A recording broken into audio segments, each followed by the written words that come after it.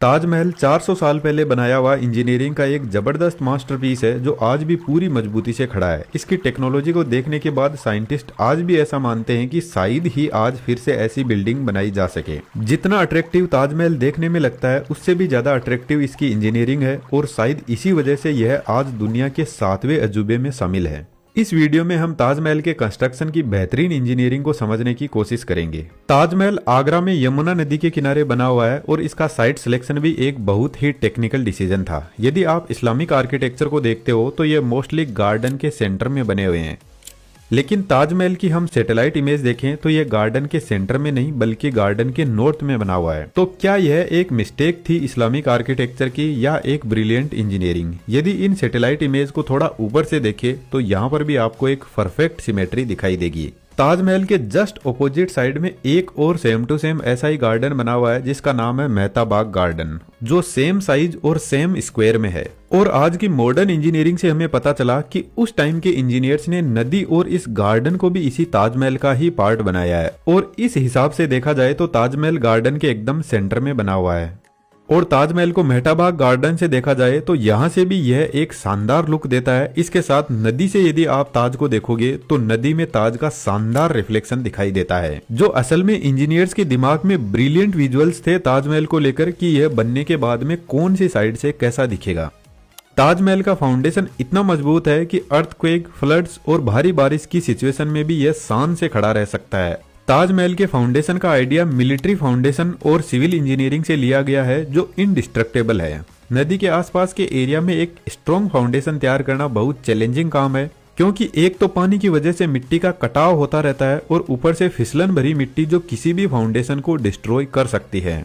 तो इंजीनियर्स ने सोचा क्यों ना एक ऐसा फाउंडेशन बनाया जाए जो पानी की वजह से कमजोर ना हो बल्कि मजबूत होता जाए। तो इंजीनियर ने सबसे पहले चैलेंज लिया कि जमीन को तब तक खुदाई की जाए जब तक मजबूत मिट्टी या स्ट्रॉन्ग रॉक ना आ जाए। जिस तरीके से आज के टाइम में हम बिल्डिंग बनाने से पहले स्ट्रॉन्ग बीम बनाते हैं, ठीक उसी तरीके से ताजमहल के फाउंडेशन में स्ट्रॉन्ग बीम्स के लिए कुएं खुदाए गए और कुओं को तब तक खोदा गया जब तक कि स्ट्रॉन्ग रॉक की मोटी लेयर ना मिल जाए। और लगभग 15 से 20 मीटर की खुदाई के बाद सेवरल मीटर मोटाई वाली रॉक की लेयर मिली।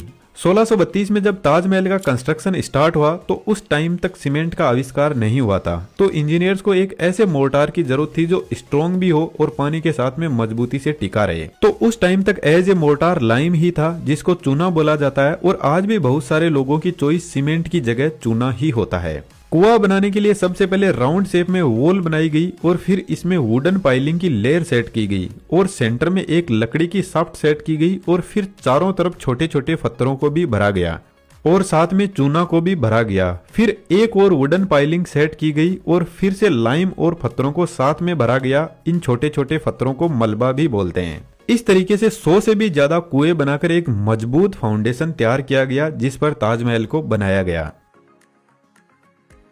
अरे यह क्या हुआ? यदि इस टाइप का फाउंडेशन हमने बनाया होता तो कुछ ही टाइम बाद में ताजमहल गिर जाएगा। और यह विजन आज से 400 साल पहले इंजीनियर्स के पास में था, क्योंकि जो लाइमस्टोन मुगल बादशाह शाहजहां के इंजीनियर्स ने यूज में लिया था उसको जब इलेक्ट्रो माइक्रोस्कोप से चेक किया गया तो काफी शॉकिंग रिजल्ट निकल कर आए।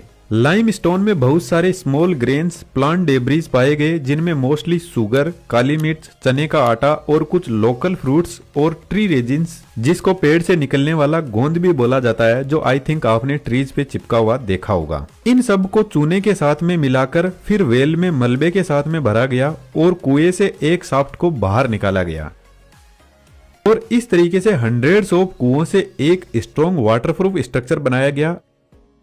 अब यहाँ पर ध्यान देने वाली बात यह है कि इन वेल के अंदर लकड़ी एक मेन कंपोनेंट है और रिवर के पानी की वजह से यह जो वेल है उनके चारों तरफ पानी भरा रहता है और यह पानी एक ऑक्सीजन फ्री एनवायरनमेंट क्रिएट करता है। और वेल में लगी हुई लकड़ी पानी में हमेशा भीगी हुई रहती है और लकड़ी पानी में ज्यादा मजबूती से रह सकती है जब तक उसको ऑक्सीजन ना मिले। तो यहाँ पर ताजमहल का फाउंडेशन यमुना नदी के पानी से ज्यादा मजबूत होता जा रहा है। लेकिन आज के टाइम में इंजीनियर्स के लिए एक बड़ी चुनौती यह भी है कि यमुना नदी का पानी सूख रहा है, जिसकी वजह से लकड़ी धीरे धीरे सूखने लगेगी जो फाउंडेशन में इनस्टेबिलिटीज क्रिएट कर सकती है। तो यहाँ पर फाउंडेशन की रेगुलर वॉचिंग रखी जाती है। यमुना रिवर के आसपास के एरिया में भी यदि आप घूमने जाते हो तो आपको वहां पर ऐसे कुएं बने हुए दिख जाएंगे जो शायद मिट्टी के कटाव को रोकने के लिए बनाए गए थे। कुएं के ऊपर जो शाफ्ट है इनको एक दूसरे से कनेक्ट करने के लिए यहाँ पर एक ब्रिक्स का स्ट्रॉन्ग स्ट्रक्चर बनाया गया, जो एक शाफ्ट से दूसरी शाफ्ट से कनेक्ट होते हुए एक आर्च बनाती है। और इस तरीके से यहाँ पर बहुत सारी आर्चेज और टनल्स बनाए जाते हैं। ताजमहल की बिल्डिंग का वेट 25,000 टन तक है, जो पर स्क्वायर मीटर में 25 टन का प्रेशर डालता है। तो इतने हेवी वेट को इवनली डिस्ट्रीब्यूट करने के लिए इस तरह का स्ट्रक्चर तैयार किया गया। वेल को सपोर्ट करने के लिए लाइम का फिर से एक बेड बनाया गया और इसी तरीके से मलबे का एक और फाउंडेशन तैयार किया गया इन आर्चेज के अराउंड। इस तरीके से ताजमहल का मजबूत फाउंडेशन बनके तैयार हुआ, जिसके ऊपर फिर से ब्रिक्स की एक और लेयर बनाई गई और इस लेयर के ऊपर ताजमहल की मेन बिल्डिंग का बेस बनाया गया, जो लगभग 7 मीटर की हाइट का है। अब यहाँ से ताजमहल की मेन बिल्डिंग बनना स्टार्ट होती है, जो वाकई में इंजीनियरिंग का एक अद्भुत इन्वेंशन है।